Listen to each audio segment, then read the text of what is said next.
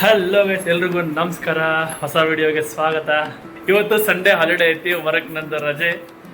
ಇವತ್ತು ನಮ್ಮ ಮನೆಯವರು ಕೂಡ ಮನೆಯಾಗಿದ್ದಾರೆ, ಅವರು ರಜೆ ರೆಡಿ ಆಗತ್ತಾರ ನೋಡ್ರಿ. ಇವತ್ತು ಏನೋ ಒಂದು ಪ್ಲಾನ್ ಮಾಡ್ಕೊಂಡಿನಿ ಸಣ್ಣದಾಗೆಲ್ಲ ಎಲ್ಲರೂ ಹೊರಗಡೆ ಹೋಗಿ ಬರ್ಬೇಕಂತೇಳಿ. ಯಾವುದಾದ್ರೂ ಒಂದು ದೇವಸ್ಥಾನ ಆಗಲಿ ಅಥವಾ ಏನಾಗಲಿ, ಸೊ ಎಲ್ಲನೂ ತೋರಿಸ್ತಾ ಇರ್ತೀನಿ. ವಿಡಿಯೋನ ಕೊನೆವರೆಗೂ ನೋಡ್ತಾ ಇರಿ. ಮೇಡಮ್ ರೆಡಿ ನಡ್ರಿ ಹೋಗೋಣ. ಹೋಗ್ತಾ ಎಲ್ಲನೂ ಕೂಡ ತೋರಿಸ್ತೀನಿ ಅಂತ.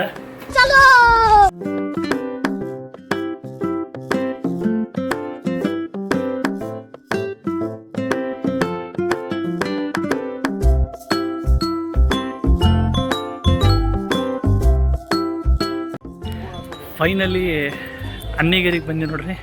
ಧಾರವಾಡ ಜಿಲ್ಲಾ ಅನ್ನಿಗೇರಿ ತಾಲೂಕು. ಇದು ಟೆಂಪಲ್.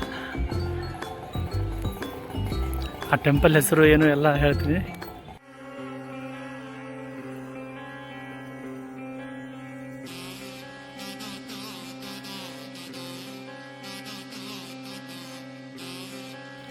ನಮಸ್ಕಾರ ಸ್ನೇಹಿತರೆ, ಇಂದು ನಾವು ಉತ್ತರ ಕರ್ನಾಟಕದ ಐತಿಹಾಸಿಕ ಹೆಮ್ಮೆಯಾದ ಧಾರವಾಡ ಜಿಲ್ಲೆಯ ಅನ್ನಿಗೇರಿಯಲ್ಲಿರುವ ಶ್ರೀ ಅಮೃತೇಶ್ವರ ದೇವಸ್ಥಾನದ ಇತಿಹಾಸ ಮತ್ತು ವೈಶಿಷ್ಟ್ಯಗಳ ಬಗ್ಗೆ ತಿಳಿಯೋಣ ಬನ್ನಿ.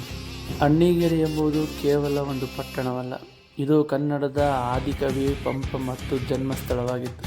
ಚಾಲುಕ್ಯರ ಕಾಲದಲ್ಲಿ ಪ್ರಮುಖ ರಾಜಕೀಯ ಮತ್ತು ಸಾಂಸ್ಕೃತಿಕ ಕೇಂದ್ರವಾಗಿತ್ತು.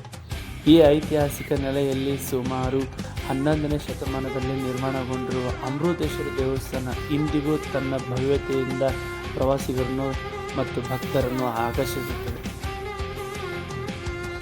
ಈ ದೇವಸ್ಥಾನವನ್ನು ಕಲ್ಯಾಣಿ ಚಾಲುಕ್ಯರು ಕ್ರಿಸ್ತಶಕ 1050ರ ಸುಮಾರಿಗೆ ನಿರ್ಮಿಸಿದರು ಎಂದು ಇತಿಹಾಸ ಹೇಳುತ್ತದೆ.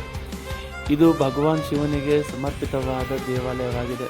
ಕರ್ನಾಟಕದ ದೇವಸ್ಥಾನದ ವಾಸ್ತುಶಿಲ್ಪದಲ್ಲಿ ಈ ದೇವಾಲಯಕ್ಕೆ ವಿಶೇಷ ಸ್ಥಾನವಿದೆ, ಏಕೆಂದರೆ ಇದು ಸ್ಕೋಪ್ ಸ್ಟೋನ್ ಅಥವಾ ಮೃದುವಾದ ಕಪ್ಪು ಕಲ್ಲಿನಿಂದ ನಿರ್ಮಿಸಲಾದ ಪ್ರಾರಂಭಿಕ ದೇವಾಲಯಗಳಲ್ಲಿ ಒಂದಾಗಿದೆ. ಅಮೃತೇಶ್ವರ ದೇವಸ್ಥಾನದ ಪ್ರಮುಖ ಆಕರ್ಷಣೆ ಇದರ ಅದ್ಭುತ ಶಿಲ್ಪಕಲೆ. ದೇವಸ್ಥಾನದ ಮೇಲ್ಛಾವಣಿಯನ್ನು ಸುಮಾರು 76 ಕಂಬಗಳ ಆಧರಿಸಿದೆ. ಅನ್ನಿಗೇರಿಯಲ್ಲಿರುವ ಈ ದೇವಸ್ಥಾನವು ಚಾಲುಕ್ಯರ ಕಾಲದಲ್ಲಿ ಅನ್ನಿಗೇರಿ ಪ್ರಮುಖ ಆಡಳಿತ ಕೇಂದ್ರವಾಗಿತ್ತು ಅಂತ ಹೇಳಲಾಗುತ್ತದೆ. ಹೀಗಾಗಿ ಅನ್ನಿಗೇರಿ ಅಂದರೆ ಕೇವಲ ಒಂದು ಊರಲ್ಲ, ಅದು ನಮ್ಮ ಕನ್ನಡದ ಇತಿಹಾಸದ ಹೆಮ್ಮೆಯ ಪ್ರತೀಕವಾಗಿದೆ. ಸ್ನೇಹಿತರೆ, ದೇವಸ್ಥಾನಕ್ಕೆ ಬಂದ ಭಕ್ತರು ಇಲ್ಲಿ ದೇವರ ದರ್ಶನ ಪಡೆದು ತಮ್ಮ ಕೋರಿಕೆಗಳನ್ನು ಸಲ್ಲಿಸುತ್ತಾರೆ. ವಿಶೇಷವಾಗಿ ಮಹಾಶಿವರಾತ್ರಿಯ ಹಾಗೂ ಜಾತ್ರೆಯ ಸಮಯದಲ್ಲಿ ಸಾವಿರಾರು ಜನ ಇಲ್ಲಿಗೆ ಆಗಮಿಸುತ್ತಾರೆ. ರಥೋತ್ಸವದ ದಿನ ದೇವಸ್ಥಾನದ ಸುತ್ತಮುತ್ತ ಹಬ್ಬದ ವಾತಾವರಣ ನಿರ್ಮಾಣ ಆಗಿರ್ತೈತಿ. ಊರಿನ ಜನ, ಸುತ್ತಮುತ್ತಲಿನ ಗ್ರಾಮಗಳ ಜನ ಎಲ್ಲರೂ ಸೇರಿ ದೇವರ ಸೇವೆ ಮಾಡ್ತಾರೆ. ಬೆಳಗಿನ ಸಮಯದಲ್ಲಿ ದೇವಸ್ಥಾನದ ಆವರಣದಲ್ಲಿ ಸಿಗುವ ಶಾಂತಿ ಮತ್ತು ನೆಮ್ಮದಿ ಮನಸ್ಸಿಗೆ ತುಂಬ ಸಂತೋಷ ಕೊಡ್ತೈತಿ.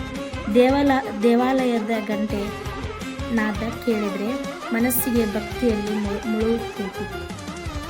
ಅಮೃತೇಶ್ವರ ದೇವಸ್ಥಾನ ಕೇವಲ ಭಕ್ತಿಯ ಕೇಂದ್ರ ಅಲ್ಲ, ಇದು ನಮ್ಮ ಸಂಸ್ಕೃತಿ, ವಾಸ್ತುಶಿಲ್ಪ ಹಾಗೂ ಇತಿಹಾಸದ ಜೀವಂತ ಸಾಕ್ಷಿಯಾಗೈತಿ.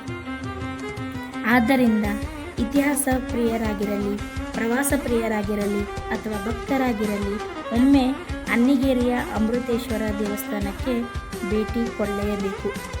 1000 ವರ್ಷಗಳಿಂದ ಗಟ್ಟಿಯಾಗಿ ನಿಂತಿರುವ ಈ ದೇವಸ್ಥಾನ ನಮ್ಮ ಪೂರ್ವಜರ ಜ್ಞಾನ, ಕಲೆ ಹಾಗೂ ಭಕ್ತಿಯ ಸಂಕೇತವಾಗೈತಿ. ಕಾಲ ಬದಲಾಯಿತು, ರಾಜರು ಬದಲಾದರು, ಸಾಮ್ರಾಜ್ಯಗಳು ಮಾಯವಾದವು. ಆದರೂ ಅನ್ನಿಗೇರಿಯ ಅಮೃತೇಶ್ವರ ದೇವಾಲಯ ಮಾತ್ರ 1000 ವರ್ಷಗಳಿಂದ ಗಟ್ಟಿಯಾಗಿ ನಿಂತು ನಮ್ಮ ಐತಿಹಾಸಿಕ ಕಥೆ ಹೇಳ್ತಾ ಇತ್ತು. ಹಾಗಂದರೆ ಸ್ನೇಹಿತರೆ, ನಿಮಗೆ ಈ ಮಾಹಿತಿ ಇಷ್ಟ ಆಗಿದ್ದರೆ ವಿಡಿಯೋಗೆ ಒಂದು ಲೈಕ್ ಮಾಡಿ, ನಿಮ್ಮ ಗೆಳೆಯರ ಜೊತೆ ಶೇರ್ ಮಾಡಿ ಮತ್ತು ನಮ್ಮ ಚಾನಲ್ಗೆ ಸಬ್ಸ್ಕ್ರೈಬ್ ಮಾಡಿ. ಧನ್ಯವಾದಗಳು.